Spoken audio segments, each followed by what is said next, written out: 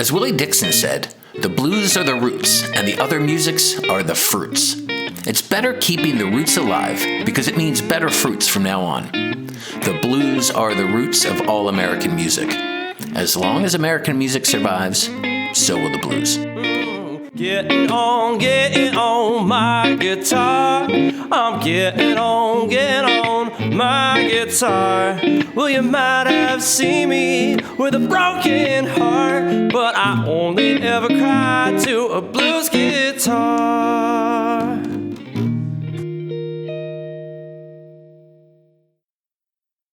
During the 1990s, New York City was home to many amazing live music venues. This episode is a profile of one of them, Manny's Carwash, a blues venue that was located on the Upper East Side of Manhattan. Manny's was a must-play for bands and musicians that were on the national blues circuit. There is no way to sum up the experience of a show at Manny's, but we hope the following will give you a taste of the music that was being performed at that venue. Thanks for listening. Welcome to From the Music Store. This is our interview with the folks from Manny's Carwash. I want to introduce Mr. Brad Winters. We have the co-owner and founder of Manny's Carwash. And we have bartender extraordinaire at the time, Mr. Andrew Hahn. Customer turned employee, Mr. Anthony Rena.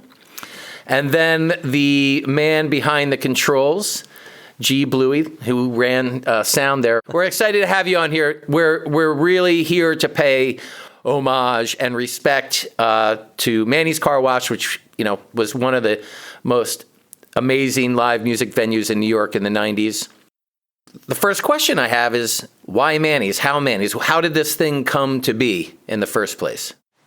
Well, it started out, I had invested with a friend of mine I grew up with, went to college with in a couple of places, and he had lived in Chicago for a while, and he was getting ready to open a new bar. He wanted to make it a Chicago blues bar, and he not only did he want me to invest, but he wanted me to start working with him. One, because I was a business person, and two, he knew I had a love of live music. So it started out that way, and as the club was being built, New York City neighborhoods always had a fear of live music, and the contractors put up a sign saying, "Coming soon, live music," and my partner told them to take it down. We don't want anybody knowing that. And as a joke one day, they put up Manny's Carwash because one of the workers' name was Manny's, and we all liked it, and it stuck with us, so we kept with it. And when we opened up, we hired the booker from the Lone Star, who had just been fired when they moved to Midtown. And he was one of the only people we talked to said he could get us big names there. And when we started out, when we first opened up, we opened up with some local acts through the week. And as time progressed, we started bringing in bigger and bigger names.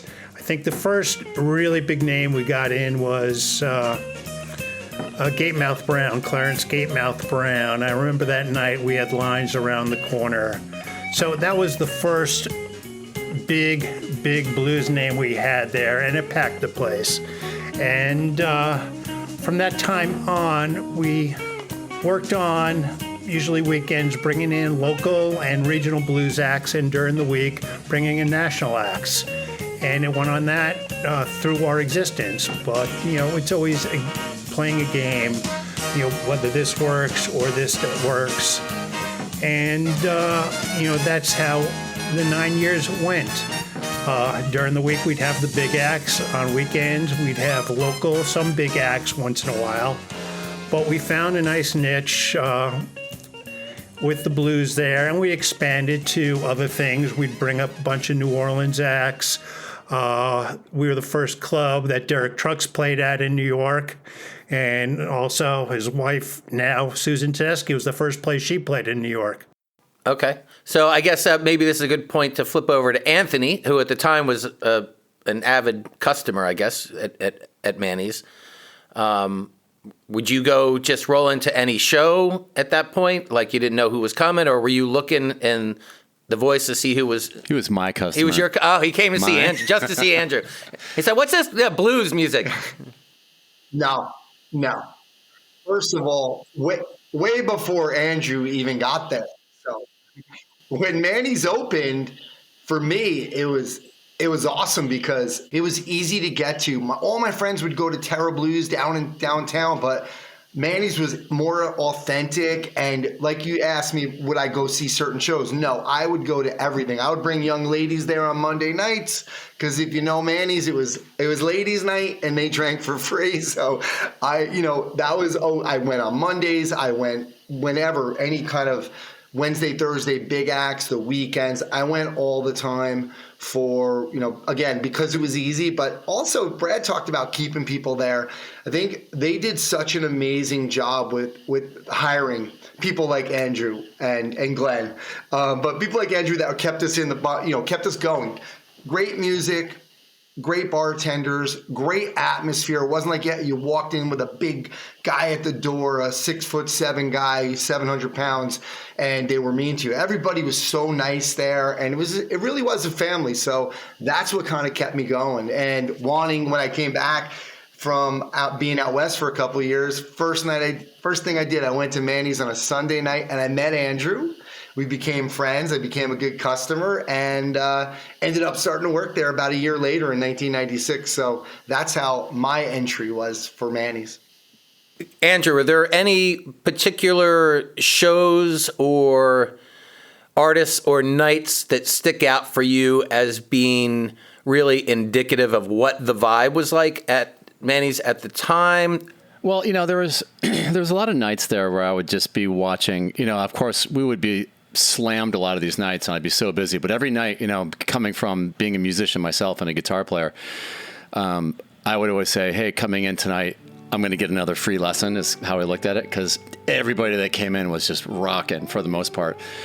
But I would be, working on a night, and I'd be watching some artists, and I'm like, "Oh, this person's going to be famous. This person's going to be huge," and it would be Susan Tedeschi. And nobody knew who she was at the time. She came in and started playing, and I was like, she's unbelievable. Those kind of moments that I'll never forget. She's the reason actually why I met my wife, not actually because of her specifically, but because of her music. So what Anthony was talking about, like in between sets, we had the freedom to sort of put on a show, and Brad and Mike were great about allowing us to make the place very homey, and we wanted everyone to feel like when they came into Manny's, they came home, like they came into our living room. So when people were in my living room, in between sets, I was responsible for keeping the atmosphere going. So a lot of times I would pick my favorite music and artists from Manny's Carwash. So it would be somebody like a Susan Tedeschi, and guess what? The more I played her, the bigger the shows got. So one night, this beautiful woman walks up to me and was like, "Who is this?" And it was Angel from Montgomery playing a Susan Tedeschi cover. And I was like, "Well, it just happens to be Susan Tedeschi. Who are you?" So it was like, that was like a famous moment in my time at Manny's. But and like seeing Derek Trucks what was he, Brad? 14 when he first played there? 15? 15 when he first played Manny's. You're sitting there going, "How is this even possible? This kid, is even capable." It wasn't just about the way he played. It was that soulful journey that he would take you on as a 15-year-old, like how do you compare that to any place that you've ever been to? I mean, and having those experience as an employee working at a place, it was magnificent, As a bartender, did you find that people were just anxious to go see live music, or being that it kind of catered itself or billed itself as a blues place? I mean, obviously expanded it as years went on, but did you find that there was a pretty large crowd for the blues? I'll be honest with you. I mean, there's definitely blues, fanatics out there, but I found that people that came in there just had a sense of they wanted to see good music. And some people came in, and I don't even know if they thought they were listening to the blues. They just came in and they knew they were going to have an amazing show. Like when you go to see Susan Tedeschi, sometimes, if you're just listening as a person that doesn't really know, music genres, you'd go in and go, "Who is this person? She's amazing." So I found a lot of that. And then, for us as, employees at Manny's, whether it's Anthony or myself or Glenn, we would get to know these people instinctually. We would know their style of musical tastes. And so as you would have a customer come in over time that say loved Susan Tedeschi, you would hear other music along the way, and they would turn to you. I would get phone calls at Manny's going like, "Hey, Andrew, hey, it's blah, blah, blah. Who's coming in that's like Susan?" So they wanted to have that experience. They want to go to see a live show. They want to be moved. So I don't think it had to do so much all the time with the genre blues. Although that being said, there were crazy blues fanatics that did come in, but Manny's was just an overall experience of music, I would have to say. Were there times with the bigger shows where like you somehow got into ticketing and that sort of thing, or was it always just an open door, first come, standing room only? No, there were some shows. Well, one of the shows we did was with Luther Allison. He played Manny's the 1996, came in and he played. I believe we had him one night, and he played like 5.5 hours, and the next year he was touring again, and the Bottom Line made him an offer. And my brother, like, we're not losing Luther, we got to get him. And we sat down with Buddy and, like, let's figure out how much we could pay him if we have him for 2 nights and do 2 shows each night. And there's a guy in his 60s, and we got the gig over the Bottom Line, and part of the reason was he wanted to play there again because he met us. He saw what a great time we had. He loved playing the place, and he came back. So over 2 nights, he'd play 2 shows. He's playing about 7 hours of music each night. So on shows like that, we would do ticketing. We had to sell if we felt we wanted to sell tickets in advance. And as time goes by, the bigger the act, the more we would try and sell tickets in advance. So if we got Glenn on, maybe Glenn could chime in a little bit about some of the music or some shows that stick out, because he really, I don't want to say he didn't have a front row seat, but he, was tuned in and focused because he was the man running the system, right? So anything stick out, Glenn, that you can remember as just a show or an artist that you used to like to work with, or some just vibe that you used to get that just really summed up how awesome the place was? I mean, how about Bill Perry? Bill Perry and a special guest, Andrew the bartender. Yeah, Bill would get me on because he knew I played, and then him and Johnny Allen would both get me up to play, which was always kind of fun because a lot of the guests wouldn't know that I played, and they'd be like, "What the hell?" So. Well, you probably just losing your mind. Like, I can't believe I'm up on stage getting a jam with these guys. Oh my God! So Bill would give me his guitar. I'd start playing some lead stuff, and then he would come down behind me, and he would take like the upper part of the neck, and I would take the lower part, and we would be like dueling solos. It was so cool, man. Very cool. Yeah, one of the things we had. With all the musicians in New York, especially, a great camaraderie. So we would do, every once in a while, we'd do a benefit show for someone, and everybody would come up, show up. The people we rented equipment from would donate the equipment. Well, we had a good group of, local musicians or New York musicians, and probably the best 3 guitar players, I would say, were Jimmy Vivino, Poppa Chubbie, and Bill Perry. And one of the things we like to do is get people to play together, and we used to bring, I invited Jimmy. Jimmy, people would probably know him from the Conan O'Brien show, and along with his bass player, drummer, a few of his horn players, and they play there about once a month on Wednesdays or weekends. And Jimmy had a great personality. Bill didn't have such a great personality, wanted to build that up on him, so we brought Jimmy in to sit with him, and they became great friends. And would jam together, and try and get together as much as possible at Manny's. Now, there were other New York staple musicians that would make appearances, no? Oh, well, Hiram Bullock, we had a lot, but Hiram wasn't, it was more jazz, blues. I was talking about the blues guys, but, we also were lucky enough to have a bunch of people come in and sit in. And I remember in 1992 during the Democratic Convention, and I happened to have left early that night, but a guy named Chris Carter lived up the street, happened to be playing on Ladies' Night, and Stephen Stills came by. He was a delegate at the convention. And he came in, sat, played the entire last set with him. and left and told everybody, wait there, I'll come back in my limo and give you all a ride home. And he did. So I created the rule that if somebody like Steven Still show up, you call me on the phone and wake me up. Yeah. Now, how did it come to be that Andrew's band, Sidecar Jones, subsequently did a couple of gigs there when it was a blues bars? Were there other times where you had non-blues music or maybe more bluesy jazz like Hiram Bullock? Or was it because, Andrew was just the master of ceremonies, that he had a certain bit of leeway to... Andrew worked there. I think we had you guys the first time was a Halloween show. So Halloween was always a tough night for us to draw people because people are going downtown. So we tried different things, and we brought you guys in. That was a nice night. We had Walter Wolfman Washington, who recently passed away that year. We had him for 3 nights and that was over Halloween. That was nice. But we brought in groups like the Acoustic Jefferson, I forgot what they were calling themselves, Jefferson Shuttlecraft or something, with Paul Katner and Jack Cassidy was playing with them. So we brought them in. Derek Trucks was really a jazz band at the time. I sort of happened to see Derek. I was in Chicago in '93 when he was 13. Saw him sitting in with Poppa Chubbie. He met his father. He said when he has a band, he could definitely play Manny's. And they were, after a few times, they're like, why do you keep having us back? We're not blues, we're jazz. And we really like you. And to promote him, we put him in at midnight after an Allman Brothers show once and packed the place. When did it, after you guys got some notoriety, did it turn into a thing where you had people looking to play the club, and was that a thing that came up? Oh, in the blues world, definitely, no question about it. So true, because I knew a blues artist. You might know him from New Jersey, Billy Hector.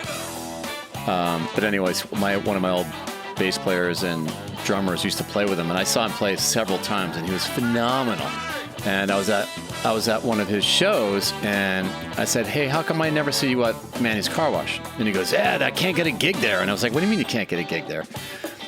And he goes, I keep trying to get in there. I was like, dude, you're amazing. Like, how the hell are you not going to show there? So anyways, I ended up talking to Buddy Fox, and he's like, he had so many people that wanted to play there. And I said, just give this guy a chance. Because the other thing about, the blues is you may be great, but you still have to sell liquor, right, Brad?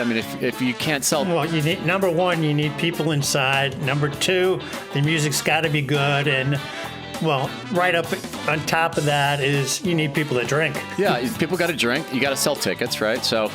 if Billy was great, but he wasn't selling tickets because he's from New Jersey, it's going to be kind of an issue. So, there, again, just to, go on the point of it was tough to play there, and get a gig there. So, very popular place to play. Because we did the big acts on the Wednesdays and Thursdays, it became great for all the agents and all the artists because they were able to get out and play in the suburbs and places like that on weekends, or when it became festival season, they could do the weekend festivals around, within a few hours of New York City and have a gig at our place either Wednesday or Thursday. So it became important to the entire industry. Did you feel like because you were on the Upper East Side, it gave you a little bit more focus, as if had you been on like McDougal or downtown where there's just, clubs left and right, just being where you were, did it give you an advantage?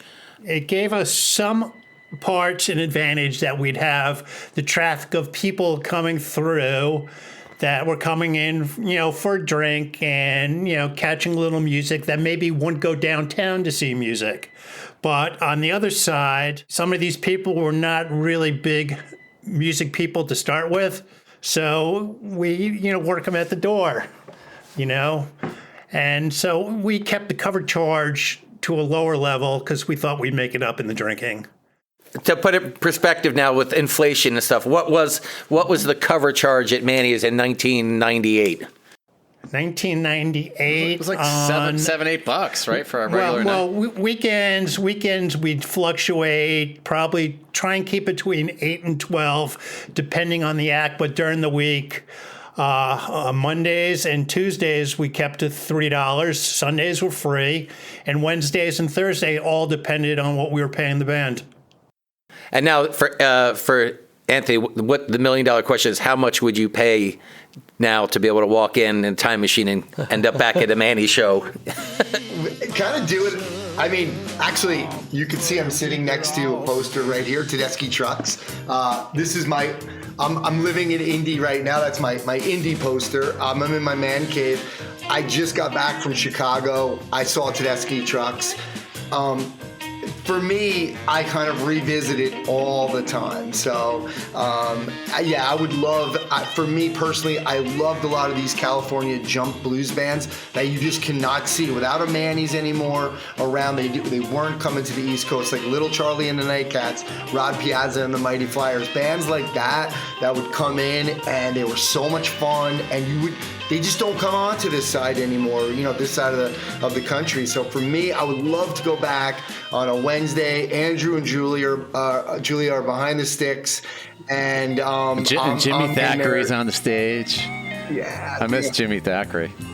Yeah, there you go. To me, he was one of the first guys because when I first started, I didn't really know a heck of a lot about the blues so much, but I know some of the classics, but I didn't know a lot of the newer blues artists. And I saw Jimmy Thackeray for the first time, and my face got ripped off. Like, so blown away, man. The only thing I was gonna say, Jason, is like the place. Manny's itself was very small and it was very intimate.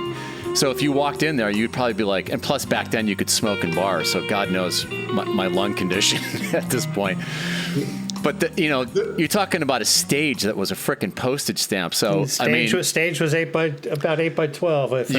You got to give it up for Glenn, because Glenn somehow was able to orchestrate some of these acts. I mean, we would have like Commander Cody and his Lost Planet Airmen, which they had a lot of keyboards and they were a ton of stuff going on. And somehow Glenn was able to orchestrate these guys to fit on the frickin' stage and mic them up just right, so the place was just ripping. Glenn, were you involved at all in any of like the live recordings from Manny? Some records came out of there. Did you have anything to do with that, or can anybody like just share how some of those records came to be? I did one live recording with Bill Perry because we were managing him at the time, and he was between record deals. So we brought in the guy that had produced his first couple of albums, Paul Orfino, and he came up, set up in the basement, and recorded down there.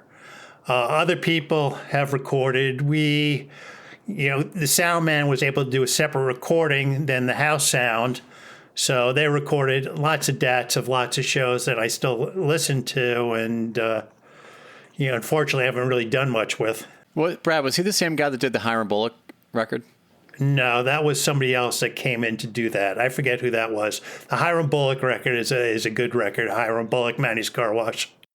Just getting back, Andrew, I thought you brought something interesting about the size of Manny's and the vibe. Nowadays in our culture now, when you go out to a venue or a restaurant, it's a lot of physical spectacle. It's architectural spectacle. They try to make everything kind of like an amusement ride or something. But there at Manny's, that whole vibe that you said brought people in, and it was like the living room. It wasn't because they're like, oh, this place is the nicest, largest leather chairs. It's like it was, the vibe was there really because of the music, correct? I mean, there was nothing else, no other amenities there to be pulling people off the street. To piggyback off of that, the vibe in there felt like you were back in a juke joint. That's probably to some degree what you're trying to. I mean, if you were to step back into time and go to see any one of these bands that was performing back in the day of their heyday that were coming in as old timers or people who you're sort of giving a resurgence to their career, if you went back, it's a small stage. So the amps are right there, hitting people right in the face, and you're feeling everything they've got during that live performance. And then maybe contrast that to like, now you have like BB King's on 42nd Street, right? It's a very... BB's is closed now, but BB's a big room. I think... to talking about the vibe of our place, I think just having the brick walls up front instead of the tile was really ripped up, so we built a floor up above, about 6 inches high with plywood. So people are on wood. It's comfortable to stand on wood. We didn't let it turn into a mess while the show was going on. We kept it as clean as we could. And it's strange because sometimes you could have 125 people in there and it looks packed. And I remember having nights where I knew there was over 200 people in there, maybe 250 on a New Year's Eve, where people up front, and it looks about the same. So it's hard to say. What was the capacity? Yeah, it was. What was the actual? The legal capacity was 77. I was giving you credit, Brad. No dancing. It was. I would always see the sign. It was 75, and then there was nights that we would definitely surpass that. I'm not going to say that on the air. Well, it doesn't matter. We're closed. There's nothing they could do about it. But the focus. I mean, I'm just trying to go back in there. But for me, like the whole vibe and the focus came from the music. Oh yeah. Like Andrew and Anthony said, what was really important from the day we opened was that people could come in any night of the week and enjoy the music. Now I'm going to ask you guys to make some blanket statements, right? Is it possible to get a Manny's place again in New York City? Too expensive.